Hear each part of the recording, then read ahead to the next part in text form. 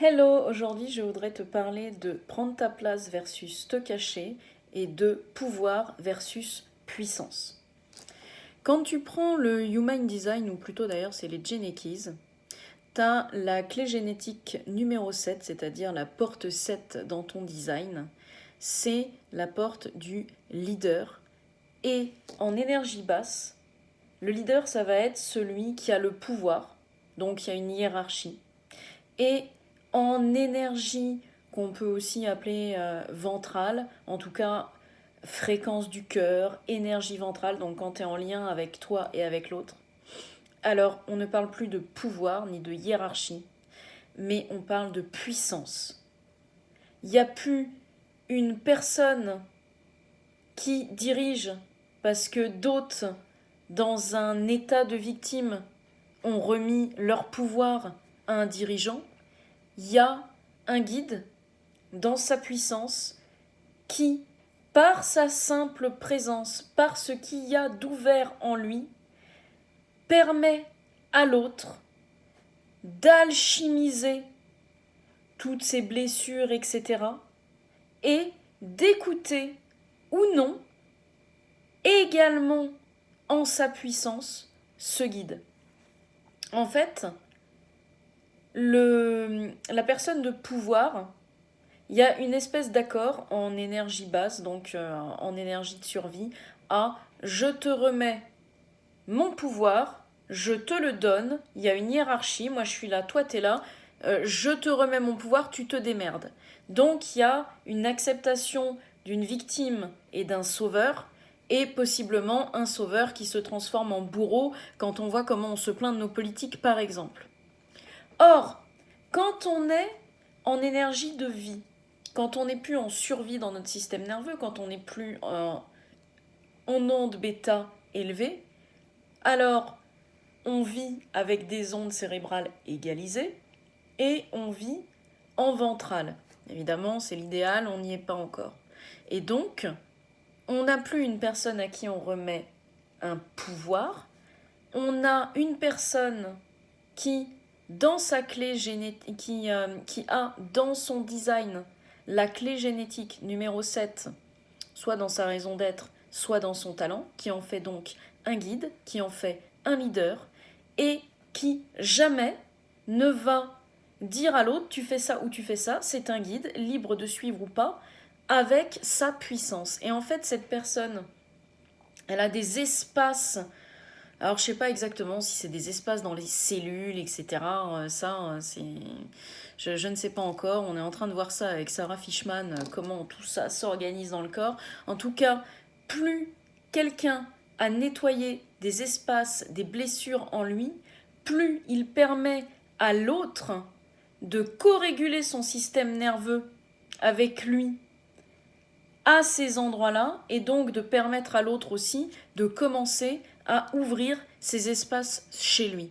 Donc voilà, en préambule, je voulais te parler de la différence entre le pouvoir et la puissance. Et je pense que c'est là que se situe le hiatus aujourd'hui entre prendre sa juste place et non mais moi je veux pas briller, je veux rester humble. Et en fait, à mon sens, il y a un mélange entre prendre sa juste place, c'est briller, et donc c'est prendre la place de quelqu'un d'autre, c'est s'étaler, c'est de l'orgueil, c'est de l'arrogance. Alors que versus rester caché, ce serait rester humble, ce serait ne pas avoir besoin de s'étaler. Et en fait, à mon sens, c'est là qu'est l'erreur, parce qu'il y a un amalgame entre le pouvoir, donc, de l'ancien monde, de la survie, et accepter sa puissance. Et accepter sa puissance, c'est aussi accepter la puissance de l'autre. Prendre sa juste place, c'est aussi accepter la juste place de l'autre. En fait, quand tu prends ta juste place, t'es pas en train de prendre de la place, t'es en train de prendre la place qui correspond à tes dons et à tes talents.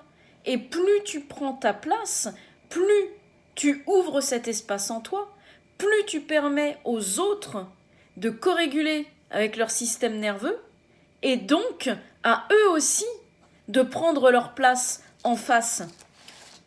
Parce que finalement, si t'as un don et que tu le caches, c'est au nom de quoi? C'est au nom de l'humilité?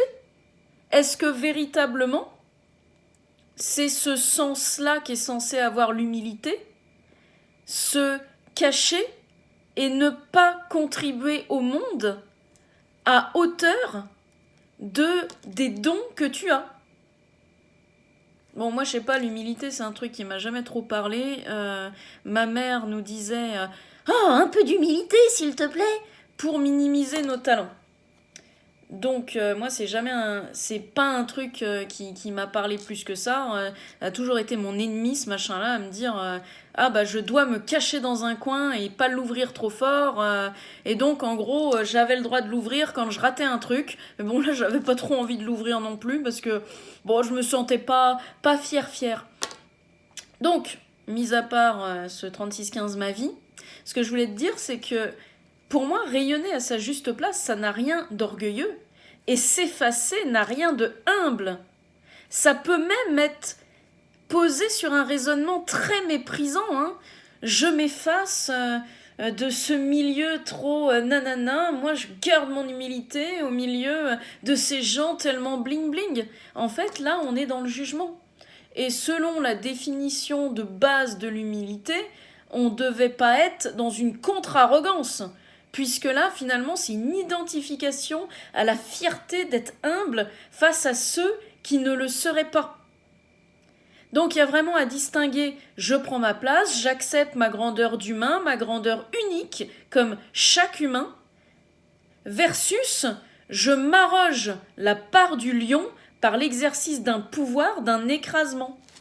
Donc finalement, cette fausse humilité, en réalité qui est une identification à la fierté, bah, c'est la fierté d'être humble.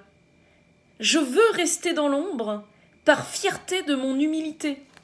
Et donc finalement, on est encore dans le concours de bits. Il existe ce concours dans la possession matérielle. Il existe aussi dans qui va avoir la conscience la plus élevée. Si t'es en train de te demander si t'as une conscience plus élevée ou moins élevée que le voisin, t'es encore dans cette espèce d'échelle et de hiérarchie et donc de pouvoir. Je dis tu, mais je dis pas que j'y suis pas. Hein. Moi aussi, ça m'arrive de plonger la tête la première dans des jugements bien dégueux et on reste humain. Il y a personne pour l'instant qui a atteint les siddhis bouddhiques ou alors de toute façon il s'est désintégré. Donc il est plus là pour nous en parler. Mais ce qui est important à voir, c'est que quand on reste dans l'ombre par mépris de la lumière, il est intéressant de s'interroger sur de quel endroit part ton besoin de rester dans l'ombre qui génère ta fierté. Et donc, où est l'humilité là-dedans, dont on nous rebat les oreilles en disant « oui, briller de l'orgueil et de l'arrogance ». En quoi incarner un talent serait de l'arrogance. Et là, je reprends la phrase de mon coach Olivier Benning, qui me l'avait sorti en pleine dent. Et moi, ça m'a pas pété les dents, mais un peu, hein, quand même. Et finalement, en faisant marcher ma petite cervelle, c'est venu bien percuter, effectivement. Donc, finalement, on en arrive là à la concurrence de celui qui aura la plus grande humilité.